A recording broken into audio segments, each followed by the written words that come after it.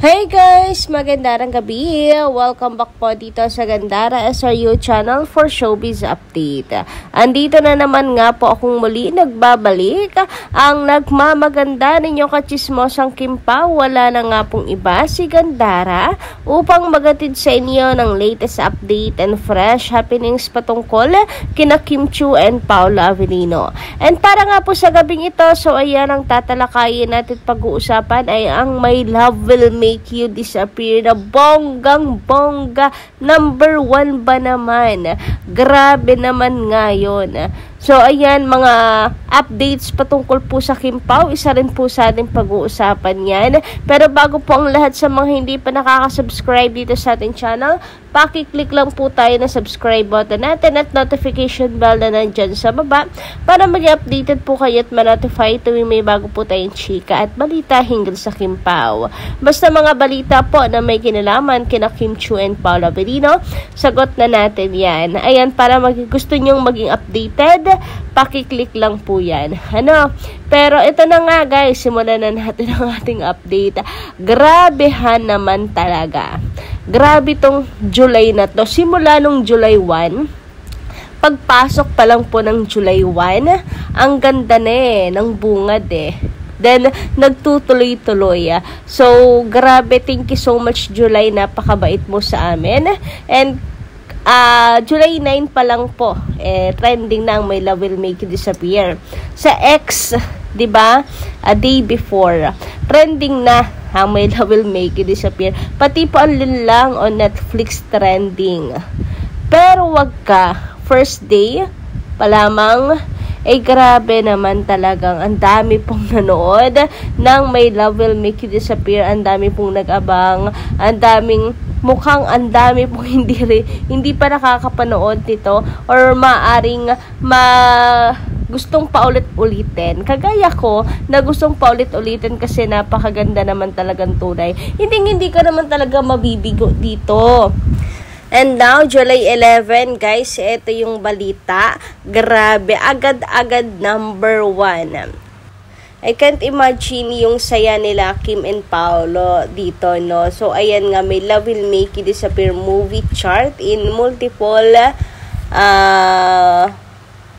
putol sayang. Number 1 sa Philippines, number 1 sa Qatar, number 1 United Arab Emirates, number 1 din po sa Taiwan, bago lang po.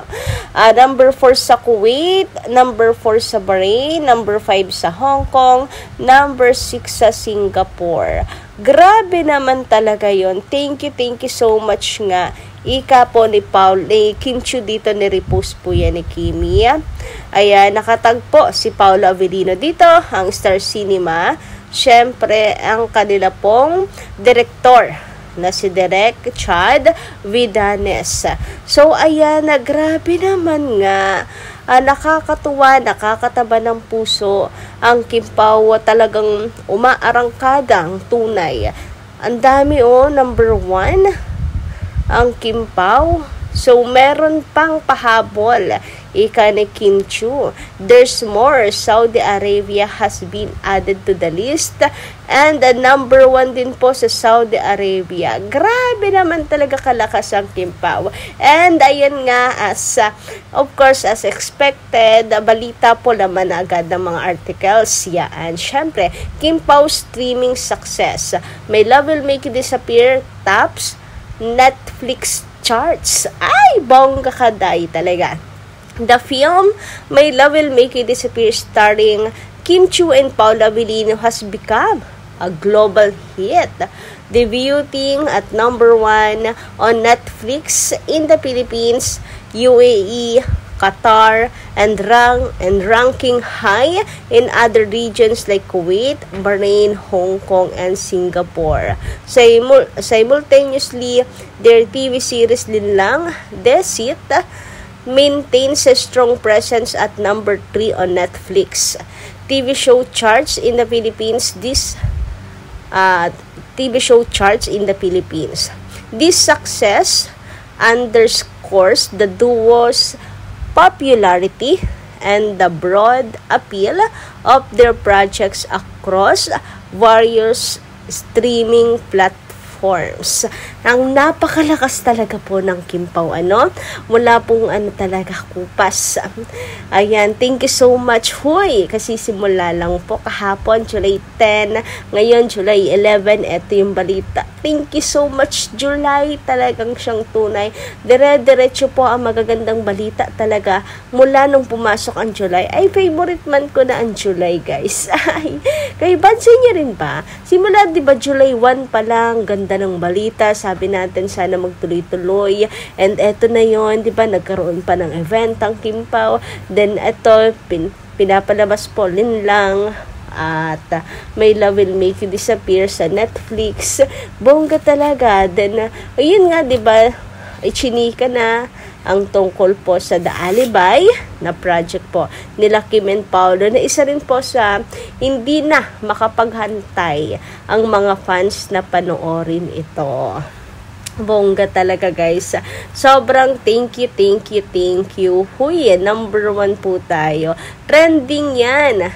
Worldwide po ang Kim Pao. Saan mang sulok ng mundo, hinahanap-hanap syempre po ang Kim Pao. Grabe, no? Pati po ang Linlang, talagang, di ba, ay napaka-strong. Number 3 po ang Linlang. So, kasi lahat naman tayo napanood din Linlang. Yung My Love Will Make You Disappear, merong nagre-rewatch kagaya ko, and meron din namang ngayon lang may chance na mapanood po ito kasi may kanya-kanyang reasons bakit hindi pa napanood ang My Love Will Make You Disappear. So ngayon, ito na yung chance na sa na po, Netflix, wag nyo na po yang palalagpasin.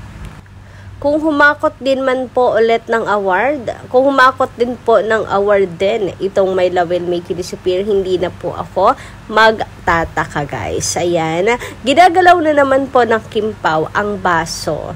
Talaga naman pong nagniningning silang dalawa. Samantala, sabi naman dito ni Madam Norma Daya, Good AM Gandara, yes, we don't believe on this issue that they are fake.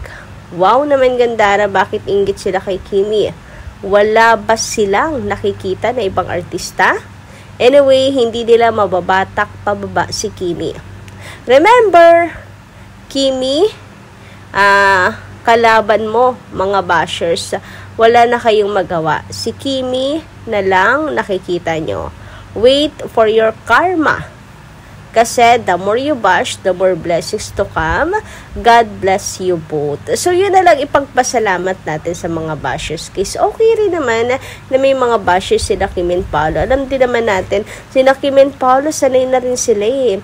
At nauunawaan din naman ni Kim na malungkot ang buhay ng mga taong yan. So, ito na lang ipagpasalamat natin na habang hinihila nila pababa si Kim, lalo naman siyang itinataas at dumarami po yung blessings na dumadating sa buhay niya. So, ayun, sa lahat po ng kung sa kadiliman, mayroon po parating liwanag na nag-aantay. Sabi naman ni Madam Erlinda La Chica, magandang gabi. May mga taong gustong magpatawa. Hindi naman nakakatawa. At may mga taong mahilig mag-imbento ng mga kasinungalingan, at bilang solid na fan ng Kim Pao na simulat sa pool, sinusubaybayan mo ang ganap at interview ng Kim Pao, alam mo sa sarili mo kung ano ang totoo at fake. Road to forever ang Kim Pao. Sa mga bashers, shallow lang maniniwala sa mga sinasabi nyo. We are praying for you. And I think itong komento ni Madam Erlinda patungkol itong sinasabi ni Madam Erlinda sa chika, sinasabi na may jowang politiko si Kim. Ayan. Ayun nga, as a solid Kim Pao daw, lagi nakaabang, nakatutok sa lahat ng mga ganaps, and usually naman, kung hindi po may trabaho or shooting si Kim, ay kasama niya si Kim Chiu. Workout together, etc. Kung may trabaho si Kim, yun lang. Pag may trabaho si Kim, halimbawa sa ASAP, sa Showtime, yun lang yung times na wala tayong update sa Kim Pao. Pero before naman po mag-showtime, 'di ba, nagwo-workout sila, kita para natin sila. So parang lagi silang magkasama. So bakit may mga nakakasingit pa na politiko na yan? Napaka-busy nga ni Kim Chiu pero may chika pang ganyan. Kung hindi naman busy si Kim, ayan, magkasama sila ni Pao. Or yung kanyang family. Doon lang naman umiikot ang mundo ni Kim. Sa mga friends naman, ang Becky lang naman minsan, yung solo si Kim. Pero halimbawa, occasion sa mga friends, co-works, ka-gymmates, sabi magkasama po ang Kim Pao din.